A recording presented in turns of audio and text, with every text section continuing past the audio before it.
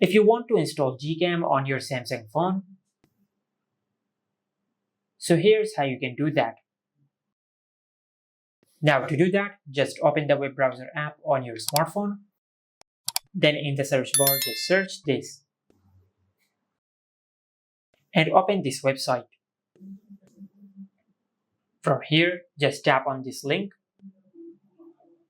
And on this page, just select the first link. Then tap on open and select update. From here, just tap on open. And once you do that, you will install GCam on your Samsung phone. Just like that.